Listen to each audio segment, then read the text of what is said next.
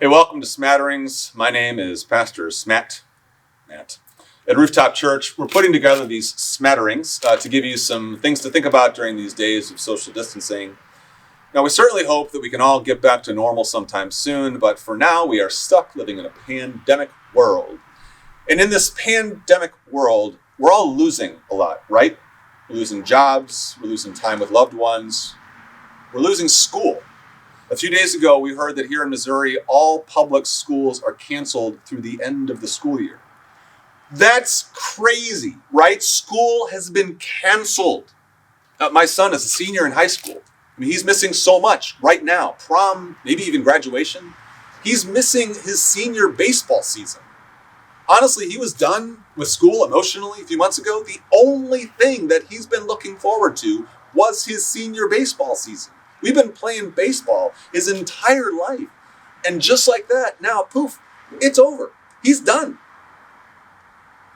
During this pandemic, you've probably lost a lot too. Now, to be sure, we're gaining a lot. Some of us are gaining time at home with family. We're gaining time to clean and exercise, yay.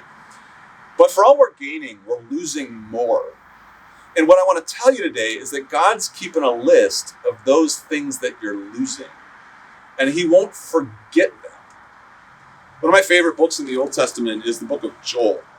It's a very short book written by the prophet Joel to God's people, the nation of Judah. Now, at this time in history, Judah was not in a good place. God had brought them out of the promised land with the expectation that they live fruitful lives of goodness and love and devotion, but they had chosen not to. After lots and lots and lots of warnings, God had had enough. So here's what he does. He brings a swarm of locusts on Judah, an army of locusts, writes Joel. These locusts devastated their land, their houses, their crops. Scholars actually debate whether or not the locusts are actually locusts, or maybe they represent like an invading army from the northern nation of Assyria. Scholars and theologians also wonder why God would intentionally bring an army of locusts to Judah, why a loving God would do that. Those are good questions, but what I want to share with you right now is my favorite verse from the book of Joel.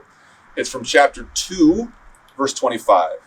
God says this: I will repay you for the years the locusts have eaten. You will have plenty to eat until you are full, and you will praise the name of your God. I will repay you the years the locusts have eaten, God says. God promises his people that he will give them back what they are losing. He will repay them what the locusts have eaten, and it will be better than what they lost. They will never go hungry again.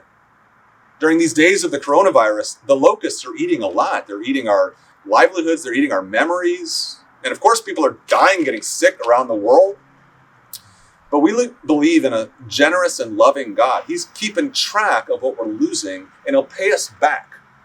We who follow Jesus believe that anything stolen from us on earth, anything good stolen from us here on earth, will be returned and then some.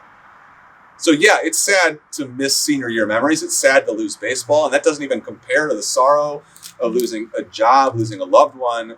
But in God's story, the locusts don't win. In God's story, viruses don't win. We worship a God of hope, who promises in the new heavens and the new earth to restore to us everything that we've lost, and he'll replace it with something better. Bodies that don't fail, jobs we can't lose, graduations that don't get canceled. These are hard times for lots of people in lots of ways, but don't let them fool you. God's got something better in mind for those who wait and for those who pray.